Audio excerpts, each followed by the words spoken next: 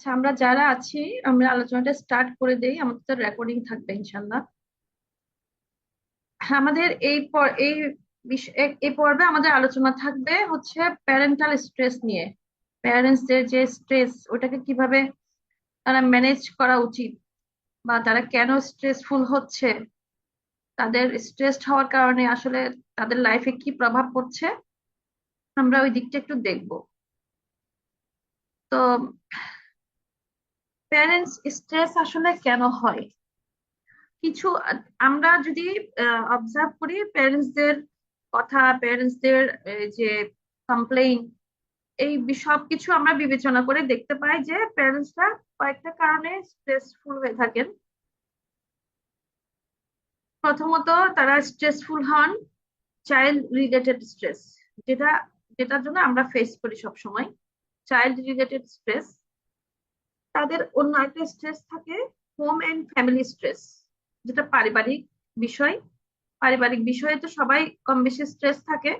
তো প্যারেন্টসদের এই চাইল্ডের পাশাপাশি প্যারেন্টসদের হোম রিলেটেড স্ট্রেস থাকে। আরেকটা স্ট্রেস থাকে প্যারেন্টসদের, যেটা হচ্ছে পার্সোনাল স্ট্রেস, তার একটা ব্যক্তিগত স্ট্রেস থাকে। তো কয়েক ধরনের স্ট্রেস নিয়ে যখন একজন প্যারেন্টস লাইফ লিড করেন, তখন তার জীবনটা দুর্বিষহ হয়ে ওঠে।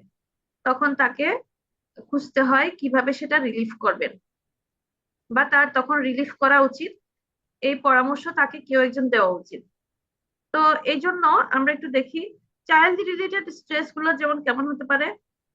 যে বাচ্চারা সাধারণত এই যে বারবার তারা রাগ করে, যে মেল ডাউন হচ্ছে, বা স্পিচ ডিলে হচ্ছে, পড়াশোনা না করা, বা মোবাইল আসক্তি, বা বাসায় যদি স্পেশাল চাইল্ড থাকে আর কথাই, যেটা তার কথাই নাই, অটিজম হোক আর এডিএসডি হলে তার কথাই নাই, সে সারাক্ষণ ব্যস্ত করে রাখে। আবার যদি হোম এন্ড ফ্যামিলি স্ট্রেস দেখি আমরা, অনেক সময় দেখা যাচ্ছে প্যারেন্টসরা সাপোর্ট পায় না পরিবার থেকে, সাপোর্ট পান না। তারপর দেখা যাচ্ছে দাম্পত্য সমস্যা থাকে, কনজুগাল লাইফের প্রবলেম। তারপর দেখা যাচ্ছে আবার ফিনান্সিয়াল স্ট্রেস থাকে, অর্থনৈতিক চাপ। তখন আর বাচ্চা যদি বিশেষ চাহিদা সম্পন্ন হয়, তখন তো অর্থনৈতিক চাপটা আরো বেশি ফিল হয়, কারণ জীবনযাপন প্লাস হচ্ছে বাচ্চার ম্যানেজমেন্ট, সবকিছু তারা ম্যানেজ করতে গিয়ে হিমশিম খেয়ে যায়। তারপর টাইম ম্যানেজমেন্ট না থাকা, টাইম ম্যানেজমেন্ট না জানা, দুটাই হতে পারে। আবার আমরা এটাও দেখি যে অনেক সময় প্যারেন্টসদের পার্সোনাল স্ট্রেস থাকে নিজেদের, হয়তো ঘুম কম হচ্ছে, অথবা নিজের জন্য তিনি কোনো সময় রাখেন না সারাক্ষণ। সেটা আমরা যদি মায়েদের দিকে তাকাই, মায়েরা সারাক্ষণ পরিবারের সবার সুখ শান্তি আনন্দ, সব বেদনা সবকিছু উনি ম্যানেজ করার জন্য কাজ করে থাকেন, কিন্তু দিন শেষে নিজের জন্য তিনি কোনো সময় রাখেন না। নিজেকে কোনো নিজেকে নিজেকে ম্যানেজ করার জন্য, নিজেকে আনন্দ দেওয়ার জন্য, নিজেকে হ্যাপি রাখার জন্য, নিজের শরীর মন এগুলো হেলদি রাখার জন্য, এগুলোতে তিনি হয়তো মন দিচ্ছেন না। আবার অনেক সময় তার মধ্যে হয়তো কোনো বিষয়ে অপরাধ বোধ থাকতে পারে, যেহেতু ফ্যামিলিতে প্রবলেম, বা বাচ্চা নিয়ে হয়তো উনি মনে করছে উনি ভালো প্যারেন্টস না, এই জন্য হয়তো বাচ্চা আজকে এই অবস্থা, অপরাধ বোধটা হতে পারে। অথবা ওনার ওভার থিঙ্কিং হতে পারে। অনেক প্যারেন্টস কিন্তু, সেটা বাবা হোক মা হোক, সবার জন্য একই কথা, যে উনি অনেকে ওভার থিঙ্কিং করে যে আচ্ছা এটা মনে হয়, আমি যদি এটা বলি তাহলে মনে হয় এটা এরকম হবে, মানে হবে মানে ভবিষ্যতে হবে। তো ভবিষ্যতের কিছু ধারণা উনি আগের থেকে করে রাখেন, অতিরিক্ত চিন্তা যেটা বলি আমরা, বা ওভার থিঙ্কিং। এগুলোও কিন্তু একটা, হয়তো ঘটেই নাই, জিনিসটা জীবন এখনো ঘটে নাই, কিন্তু ওনার মনে হচ্ছে এটা ঘটতে পারে, এটা হইতে পারে, এটা বলতে পারে কেউ। এই যে এটা একটা চাপ থাকে মনের মধ্যে, এরকম অতিরিক্ত চিন্তা থাকলেও চাপ হবে বা স্ট্রেস হবে। এখন এই স্ট্রেসের লক্ষণগুলো কেমন, আমরা কিভাবে একজন প্যারেন্টস কে, বাবা অথবা মাকে দেখে বুঝবো যে উনি স্ট্রেসফুল? যেমন সব সময় তার বিরক্ত লাগবে, একটা বিরক্তি ভাব নিয়ে উনি চলেন, হাসি খুশি ভাবটা থাকবে না, আনন্দ ভাবটা থাকবে না, একটা বিরক্তি বিরক্তি ভাব সব সময়। তারপরে হঠাৎ রাগ করবে। তারপরে আবার দেখা যাবে ডিসিশন নিতে না পারা, আবার সব মাঝে মাঝে ওনাকে বলতে শোনা যাবে যে মাথা ব্যথা করে, আমার মাথা ব্যথা করে, আমার ঘাড় ব্যথা করে, কোমর ব্যথা করে, ঘুম আসে না। তারপরে এই যে শিশুদের যে ছোট আচরণ গুলো, এগুলো ওনার কাছে অনেক বড় মনে হবে। কি হবে এই বাচ্চাটা আমার সাথে সারাক্ষণ এটা করে। আচ্ছা বাবা, বাচ্চা বাচ্চাই তো দুষ্টামি করবে।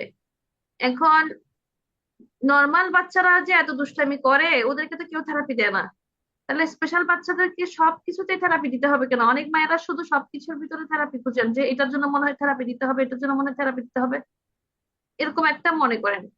কিছু কিছু জিনিস ছাড় দিতে চান না, যে থাক ও করুক, বয়সের কিছু দুষ্টামি আছে।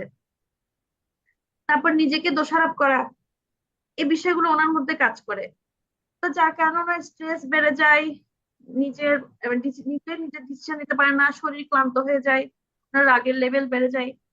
আসলে স্ট্রেসটা তখন একটা সাইকেলের মতো হয়ে যায়। সাইকেলের মতো কেমন হয়? যেমন প্রথমে থাকে চাইল্ড বিহেভিয়ার। চাইল্ড বিহেভিয়ারের পরে তখন চাইল্ডের বিহেভিয়ার যখন ভালো থাকে না, তখন বাবা মা প্যারেন্টস কি হয়, নিজেরাই স্ট্রেসড হয়ে যায়। প্যারেন্টস এর স্ট্রেসের পরে কি হয়, প্যারেন্টস যখন স্ট্রেসফুল হয় তখন এটা বাচ্চার উপর প্রভাব পড়ে। বাচ্চার উপর প্রভাব পড়লে তখন বাচ্চার আচরণ থেকে প্যারেন্টস তখন রিয়েক্ট করে। প্যারেন্টস এর রিয়েকশনটা অনেক সময় ব্যাডলি হয়ে থাকে। প্যারেন্টস যখন ব্যাডলি বিহেভ করেন তখন চাইল্ডের স্ট্রেসটা আরো বেড়ে যায়। চাইল্ডের স্ট্রেসটা বাড়তে বাড়তে এমন অবস্থা হয়ে যায়, তখন চাইল্ডের বিহেভিয়ার প্রবলেমটা অনেক হাইপার হয়ে যায়, সে অনেক ওয়ার্স হয়ে যায়, অনেক খারাপের দিকে চলে যায় বিহেভিয়ার প্রবলেমটা।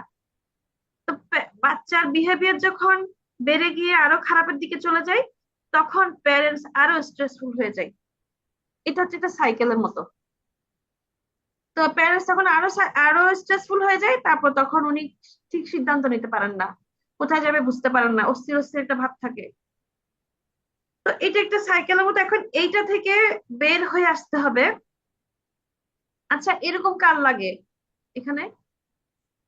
এখানে প্যারেন্টস যারা আছেন তাদেরকে বলছি।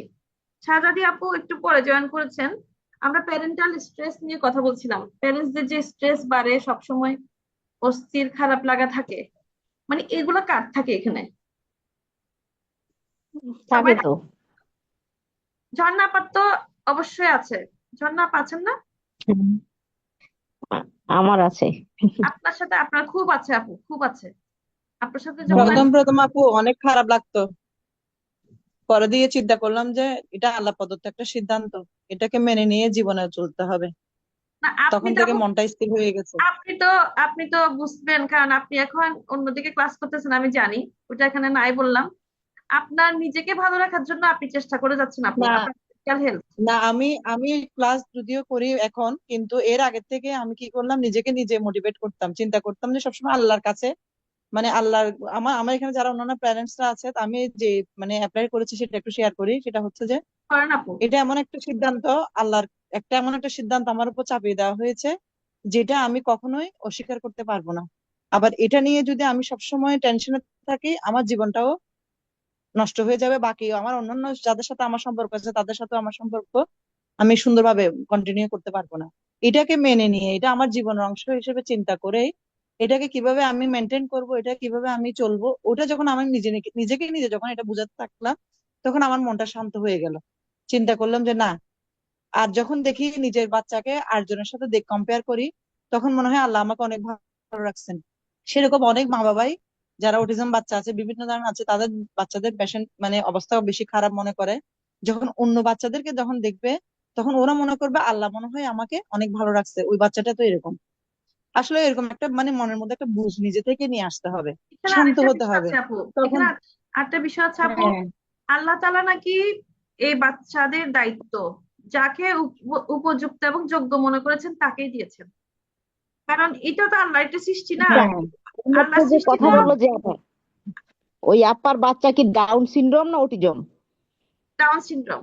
আমি ডাউন সিনড্রোম আমার তো বাচ্চা সেটা না, সেটা মানা, সেটা না সহজ, সেটাকে ক্যাপচার না, করা সহজ, সেটা কিন্তু হচ্ছে যে অটিজম আপু আমি একটা কথা বলি, ডাউন সিনড্রোম আপনি হয়তো ঠিক এটা আছে, কিন্তু আমার একটা জায়ের বাচ্চা আছে খুব অটিস্টিক, এটা যেটা অটিজমের মধ্যে মানে সবচেয়ে মানে নিম্নতম ক্যাটাগরি। ও সিভিয়ার। কিন্তু সেই জিনিসটা হ্যাঁ হ্যাঁ, ও সেই জিনিসটা ও নিজেও, আমি ওকে মানে আমি নিজেও মোটিভেট করছি অনেকবার। আমি আসলে আমি তো সাইকোলজি স্টুডেন্ট ছিলাম, সেজন্য আমার কাছে ওই পাওয়ারটা হয়তো একটু কাজ করছে, এটা হয়তো অন্যদের কাছে একটু কঠিন লাগতে পারে। কিন্তু আমি ওই আমার ওই যাটা আমার একদম রিলেটেড আমার কাছেই, মানে ওটা আসলে জেনেটিক। তাহলে উনি ওনার বাচ্চাটাকে যদি দেখেন, তাহলে আপনাদের বাচ্চা মনে করবেন অনেক ভালো রাখছে আল্লাহ। কিছুই বুঝে না, কিছুই বুঝে না, কোনো স্পিচ নাই, কোনো সেন্স নাই, কিছুই নাই। তাহলে উনি এখন দুনিয়াদারি করতেছে, ওনার আরো দুইটা বাচ্চা এরপর জন্মগ্রহণ করছে, মানে উনি এখন মানে মোটামুটি এটা উনি এটাকে স্বাভাবিকভাবে মেনে নিছে। খুব কষ্ট দেয় ওনার যারা বাচ্চাটা মেনে ওনাকে। নেয় আপু তারা কিন্তু হ্যাপি থাকে। আমাদের এখানে হ্যাঁ, মেনে নিতে হবে। আমার আমার কথা হচ্ছে যে কি, সেটা যাই হোক, ডাউন সিনড্রোম হোক, অটিজম হোক, আমার ডাউন সিনড্রোম বেবি, আমারও অনেক সমস্যা হচ্ছে, হচ্ছে না যে তা না। কিন্তু আমি ডাউন এ- আমি অটিজম হইলে তো হাইপার, সেটা তো ভাঙচুর করে, মারধর করে। আসলে হাইপার আসলে আপু, সবাই হয় না যখন আপু, যার হাইপার কাছে যে সবাই হয় না, মানে যারা হয় সমস্যাটা থাকে তার কাছে সেটা পাহাড় সমান। এখন না, আমার বাচ্চা একটু হাইপার ছিল, ওকে আমি ওটি ওটি মানে অবস্থান থেরাপি দিয়েছি। তারপরে স্পিচ নাই ওর, স্পিচ নাই। তারপরে ওকে মানে আমি অনেক কিছু অ্যাডজাস্ট করে করে করে ওকে এতটুকু নিয়ে আসছি। আসলে ওটা হচ্ছে, আমি এখন চিন্তা করলাম যে আসলে এটা আমাকে কি করতে হবে, এটা আমার জীবনের একটা পার্ট, এটা আমি কখনো ইগনোরও করতে পারবো না। এটা নিয়ে আমি খুব বেশি হতাশ হলেও আমার কোনো কাজে পরিণত হয়ে যাবে। এটাকে আমাকে মেনে মেনে নিয়েই আমাকে মানে কি করতে হবে, চলতে হবে, এটাই এই জন্য আমি মনে করি এখন আর কি। আপনারাও জন্য একটু চেষ্টা করেন, সবাই এখানে আসলে না, প্যারেন্টসরা যারা আছেন, এ এই যে সবার দুঃখ আমরা বুঝুন। আমরা তো আমার এমনও এমনও দিন গিয়েছে আপু, আমি রাস্তায় হাঁটছি, আমি গাড়িতে পড়ে যাচ্ছি, মানে আমার সাথে এটা কি হলো, এটা কেন হলো, এরকম চিন্তা করতে করতে। তো এখন চিন্তা করলাম যে না, আসলে আল্লাহ যা করছেন, আল্লাহর উপর, সিদ্ধান্তের উপর তো আমার কোনো হাত নেই। মানে আল্লাহর উপর ভরসা করা ছাড়া কোনো উপায় নেই। ওটা আল্লাহর একটা সবসময় সৃষ্টি মানে আপু। সবর করা, আল্লাহর আসলে সৃষ্টির এটাই মধ্যে আমার মনে বিভিন্ন হচ্ছে সবার ক্যাটাগরি জন্য। আছে না, এটা একটা হম, ক্যাটাগরি, ওরা একটা ক্যাটাগরি। তো মানে ওইটা আমি আমি মনে করি যে কি, আমরা আমরা তো অনেকে অনেকে শখ করে পশু পাখি পালি, কত কিছুই তো পালি, কত অবুঝ জিনিস আমরা রাখি বাসায়, কত কিছুই তো করি। না হয় এটা আল্লাহর কাছে ওটা একটা আল্লাহ পাখি পালছি, কোন একটা মানে এটা আল্লাহ আমাকে একটা প্রাণ দিয়েছে রক্ষা করার জন্য। মানুষকে মানে ওটা ভেবে চিন্তা, আসলে নিজেকে নিজে বিভিন্ন ভাবে মোটিভেট করে নিজেকে ঠিক করতে হবে। আপনি যদি এটাকে নিয়ে সবসময় টেনশন করেন, এটার কোনো ইয়া তো নাই, সলিউশন তো নাই। ওই টেনশন করলে যে আমার বাচ্চা ভালো হয়ে যাবে তা তো না। আমি সেটা মনে করি আর কি, আমার ব্যক্তিগত ভাবে। তা আপনারাও আসলে চেষ্টা করেন, করে এটাকে মেনে নেওয়ার চেষ্টা করেন, আর কোনো উপায় নেই। আর ওই যে থেরাপি দেওয়া, বিভিন্ন কাউন্সিলিং করা, এই আপুরা তো আছেন, আমরা যেমন আপুদের সাথে কথা বলি বিভিন্ন সময়, আমারও মন খারাপ হয়, আমি জান্নাত আপুর সাথে অনেক সময় অনেক কিছু শেয়ার করি, তারপর আবার নিজেকে আমার নিজে মোটিভেট করি, এরকম আর কি। বাচ্চাটা এখন আমার একটা ফ্রেন্ড আছে, থেরাপি উনার উনি অনেক প্রতিষ্ঠিত, উনি এখন এই পূবালী ব্যাংকের ম্যানেজার। মানে আমার একজন ফ্রেন্ড, আমার একদম স্কুল ফ্রেন্ড, ওর দুটো বাচ্চাই অটিজম, দুটো বাচ্চাই অবস্থা খুব খারাপ। তাহলে এখন চিন্তা কর, মানে ও এখন নিজেকে নিজেও মোটিভেট করেছে এই কারণে, বলে কি আল্লাহ আমাকে সব জায়গায় প্রতিষ্ঠিত করছে, সবকিছু দিয়েছে, সবকিছু মানে আমাকে আল্লাহ পরিপূর্ণ করছে, কিন্তু এই দুটো আমার জন্য আল্লাহ পরীক্ষা রাখছে। ওইভাবে মেনে নিছে। উনি দুনিয়াদারি করতেছেন, উনি চাকরি করতেছেন, সবকিছু করতেছেন, কিন্তু ওনার দুটো বাচ্চাই অটিজম, এবং উনি আর বাচ্চা নেন অটিজম নাই, পরপর দুইটা বাচ্চাই ওনার অটিজম। না, তার দুইটা বাচ্চা অটিজম না ডাউন না, সিনড্রোম? ওনার আমার ফ্রেন্ডের কথা বলতেছি, এগুলো আমার মানে কি অ্যানালাইসিস থেকে, হ্যাঁ ওই তো অটিজম। ফ্রেন্ডের দুটো আমি যেগুলো বাচ্চা। উদাহরণ দিচ্ছি এগুলো অটিজম, এবং ওদের মা বাবা এখন খুবই ভালো আছে। না আমারটা আমি ওইটাই। নাই বললাম, মানে অন্যদের আমার যে একদম সম্পর্কের সাথে রিলেটেড, ওদেরকে দেখে আমি আমি নিজেকে শান্ত করছি যে এটা আসলে ওদের আমারটার যে অবস্থা, ওদের আরো খারাপ। আপু আমাদের ওটা মনে গ্রুপে, করে সান্ত্বনা দিছি নিজেকে। আমাদের গ্রুপে এরকম বাবা মা আছেন, তো হ্যাঁ, ওনাদেরকে আমি বলেছি যে ওনারা অনেক হাই প্রোফাইলের। ওনাদেরকে একদিন বলেছিলাম যে কথা বলার জন্য পাবলিকলি অন্য বাবা মাদের জন্য, ওনারা খুব হ্যাপি, দুইটা বাচ্চাই কিন্তু ওনাদের এরকম, দুইটা বাচ্চাই কিন্তু নিজেরা মাশাল্লাহ হাই প্রোফাইল আছে, কিন্তু একদম মেনেও নিছে, হাসি খুশি আছে, আমার সাথে কথা হয়েছে আর কি। তা আমি ওনাদেরকে এগুলো বলছিলাম আমি কিছুই নেই যে আপু, এটা করে কিছুই নেই, হ্যাঁ, এটা আসলে বললাম যে করার কি কিছুই নেই। একটু সবার জন্য কথা বলতে বলছিলাম আর কি, একদিন মানে বলবে বলছে কোন একদিন বলবে হয়তো। তো এই জন্য অন্য বাবা মাদেরকে স্ট্রেস মুক্ত করা, অর্থাৎ আমরা চাচ্ছি স্ট্রেসটা মুক্ত করেন। এখন স্ট্রেসটা কিভাবে মুক্ত করবেন, এখানে দুইটা উপায় আছে। একটা হচ্ছে আপনি প্যারেন্টস হিসেবে আপনার স্ট্রেস ম্যানেজমেন্টটা আপনাকে করতে পারেন। এখন স্ট্রেস ম্যানেজমেন্ট কিভাবে করবেন এটা আপনাকে খুঁজে বের করতে হবে। হয় যারা কোর্স করায় তাদের কাছে যান, অথবা কাউন্সিলরের কাছে যান। তারপর আছে স্কিল ডেভেলপমেন্ট। আপনার নিজের অনেকগুলো গুণ আছে কিন্তু খুঁজে বের করেন, নিজের স্কিল গুলোকে বাড়ান, নিজে কোথাও কিছু শিখেন, নিজেকে একটু আনন্দ দেন, নিজে একটু মেডিটেশন করেন, নিজে একটু ব্যায়াম করেন। অর্থাৎ নিজের, এটা হচ্ছে আপনার স্ট্রেস ম্যানেজমেন্ট করার কথা বলতেছি। এগুলো আরো অনেক কথা আছে কিভাবে ম্যানেজমেন্ট করবেন নিজেকে। পাশাপাশি হচ্ছে আপনি নিজের স্কিল ডেভেলপমেন্ট করতে পারেন। স্কিল ডেভেলপমেন্টের উপর কিন্তু বিভিন্ন কোর্স আছে। আপনি স্পোকেন ইংলিশ শিখেন, ওটা শিখেন, সেটা শিখেন। বাচ্চাটা বাচ্চার, আপনারটা আপনার। এটা আপনার আপনার আপনার নিজেকে ভালো রাখার জন্য। নিজেকে ভালোবাসা, বাচ্চাকে ভালোবাসার আগে আগে নিজেকে ভালোবাসবেন, তারপরে বাচ্চাকে। নিজে ভালো থাকলে বাচ্চাও ভালো থাকবে। কারণ আপনি যখন অস্থির থাকবেন, আপনি যখন হাইপার হবেন, আপনার আপনার বিহেভিয়ার যখন ব্যাডলি করবেন, তখন বাচ্চাও কিন্তু দেখবেন যে তার বিহেভিয়ার খারাপ হচ্ছে, আপনাকে দেখে সে করবে। মাস্ট।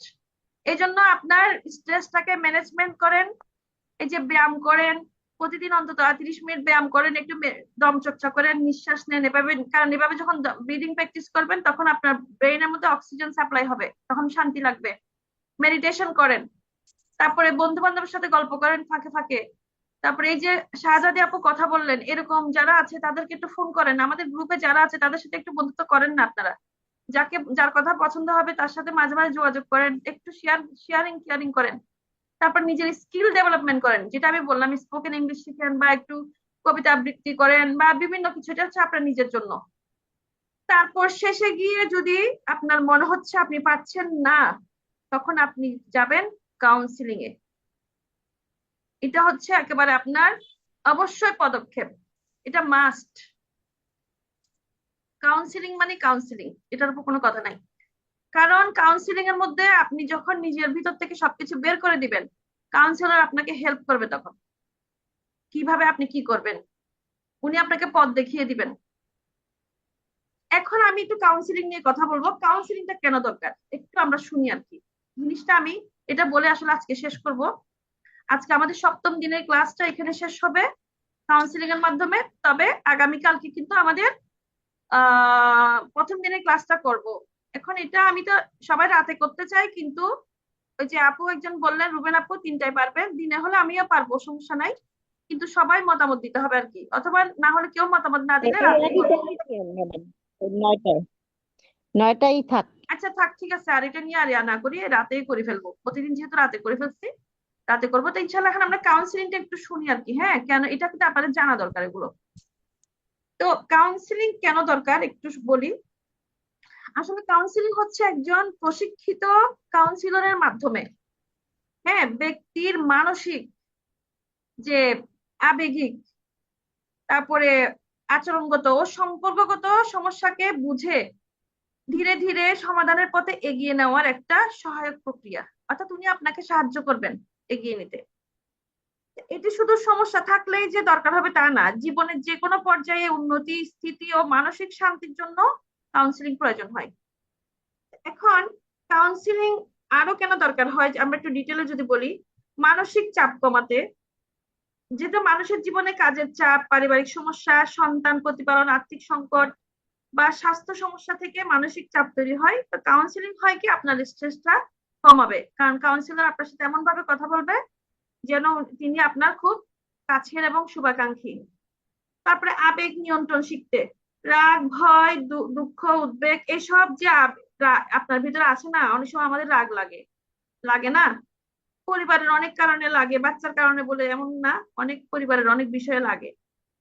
তো এই যে রাগ, অনেক সময় ভয় লাগে, ভবিষ্যৎ নিয়ে দুশ্চিন্তা লাগে, উদ্বেগ চলে আসে।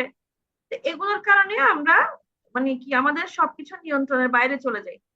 তো নিজেকে নিয়ন্ত্রিত করার জন্য, নিজেকে শান্ত রাখার জন্য এই জন্য কাউন্সিলিং করতে হবে। এবং কাউন্সিলিং শেখায় কিভাবে আবেগকে শান্তভাবে নিয়ন্ত্রণ করা যায়। অনেক সময় আমরা সিদ্ধান্ত নিতে পারি না অনেক ক্ষেত্রে। তো সিদ্ধান্ত নেওয়ার ক্ষমতাটা যদি বাড়াতে হয়, আমরা কাউন্সিলিং এর দিকে যেতে পারি। তো দ্বিধা, ভয় বা ভুল সিদ্ধান্তের অভিজ্ঞতা অনেকের আত্মবিশ্বাস কমিয়ে দেয়। একজন কাউন্সিলর তাকে সঠিক সিদ্ধান্তের মাধ্যমে আস্তে আস্তে তার সিদ্ধান্ত নেওয়ার সক্ষমতাটা বাড়াতে সাহায্য করেন। তারপর অনেক সময় সম্পর্কের সমস্যা থাকে, স্বাভাবিকভাবে দাম্পত্য সম্পর্কটা সমস্যা থাকে, এটা খুব কমন। এগুলো আবার বাচ্চাদের উপর প্রভাব পড়ে। স্বামী স্ত্রী হতে পারে, বাবা মা হতে পারে, বা পরিবারের অন্য সদস্যরা হতে পারে। তো বাচ্চার সামনে যখন এগুলো হয়, আপনিও এগুলো ম্যানেজ করতে পারতেছেন না। এই যে সম্পর্কের ভুল বোঝাবুঝি গুলো, দূরত্ব, এগুলো সবকিছু ঠিক হয়ে যায় কাউন্সিলিং এর মাধ্যমে। তো এইভাবে এই জন্য আমরা এই কাউন্সিলিংটাকে বেছে নিব। আরো হতে পারে যেমন আপনার নিজের আত্মবিশ্বাস কমে গেছে, আপনি কোথায় কি বলবেন বুঝতে পারতেছেন না, কি করবেন, মানে আপনি নিজেই শান্তি পাচ্ছেন না। তো এই জন্য কাউন্সিলিং আপনাকে আপনার আত্মবিশ্বাস বৃদ্ধিতে সাহায্য করবে, আপনার আত্মসম্মান বৃদ্ধি করতে করতে সাহায্য করবে, এমনকি আপনার মেন্টাল হেলথ রক্ষা করতে সাহায্য করবে।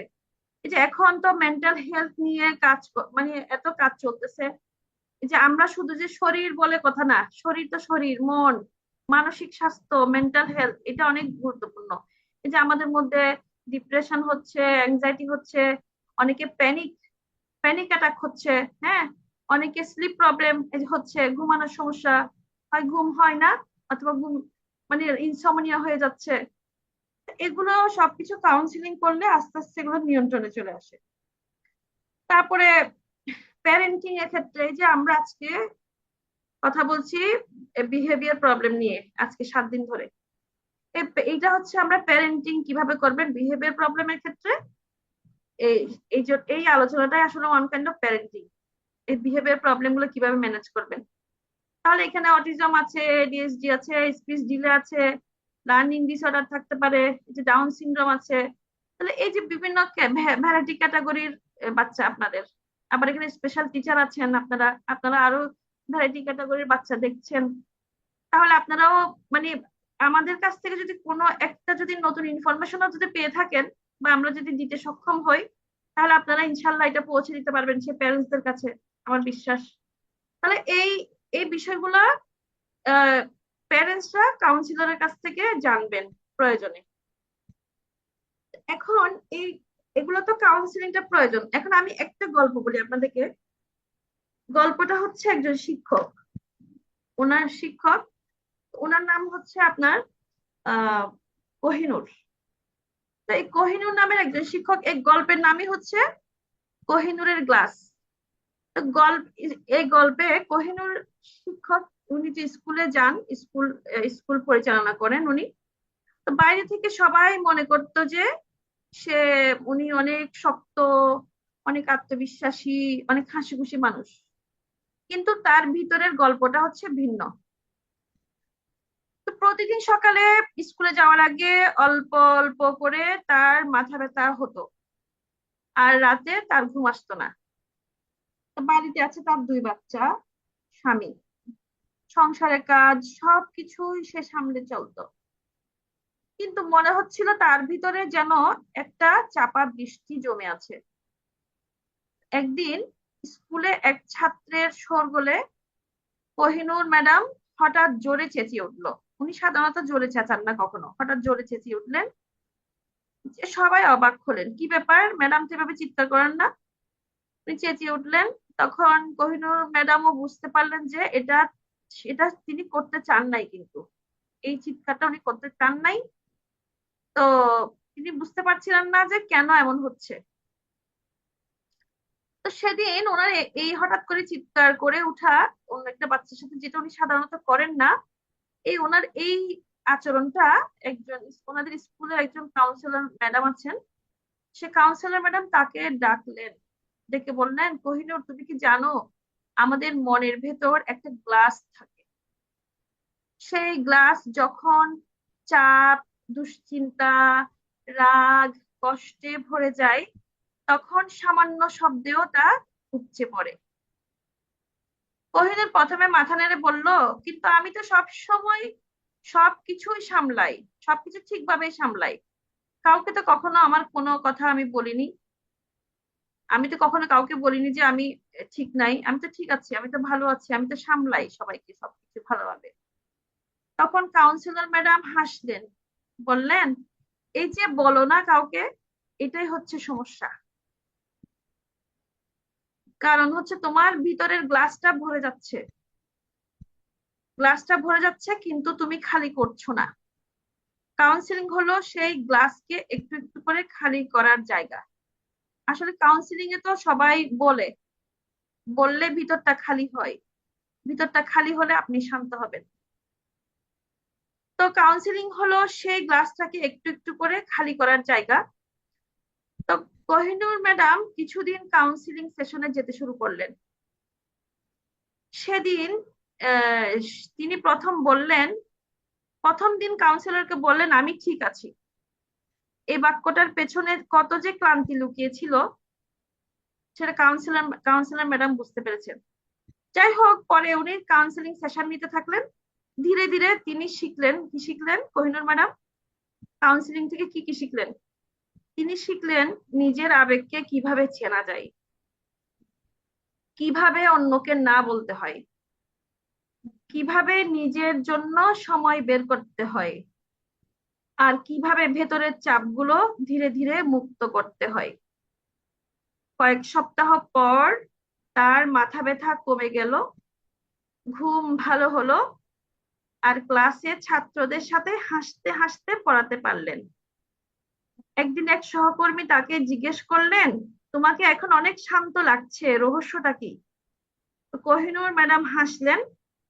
তিনি বললেন, আসলে আমি ক্লাসটা খালি করতে শিখেছি। সেটাই হচ্ছে কাউন্সিলিং। তো আমি গল্পের মাধ্যমে কাউন্সিলিংটা বোঝানোর চেষ্টা করলাম। তো এই কাউন্সিলিং এর প্রয়োজনীয়তা আপনারা আসলে আশা করি বুঝতে পেরেছেন।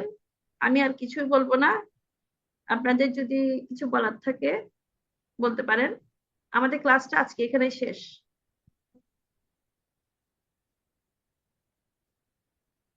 ম্যাডাম আসসালামু আলাইকুম। ওয়ালাইকুম আসসালাম ভাইয়া, কেমন আছেন?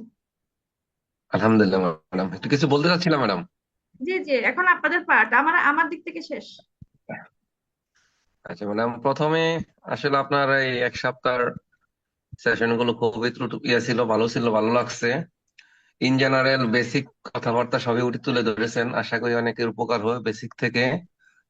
আর এখানে অনেক গার্ডিয়ান আছেন, আমি অনেকের কথা শুনছি মোটামুটি, যারা যাক ভালো। তবে সবাইকে এই যে এক ম্যাডাম বলছেন ধৈর্য, হ্যাঁ ধৈর্য ধরতে হবে, আল্লাহর উপর বিশ্বাস রাখতে হবে। আল্লাহ আমাদেরকে বিশেষ নিয়ামত দিয়েছেন, তার যত্ন করতে হবে, তার কোনো বিকল্প নাই। আর আমার একটা ইয়ে হবে যে গার্ডিয়ান যারা সবাই আমরা চেষ্টা করব কারো না কারো ওসিলায় আল্লাহ হয়তো বা মাফ করবে আমাদেরকে, আমাদের বাচ্চাদেরকে মাফ করে দিবেন। সবাই আমরা সবার জন্য দোয়া করব। আর স্পেশালি আমি এখানে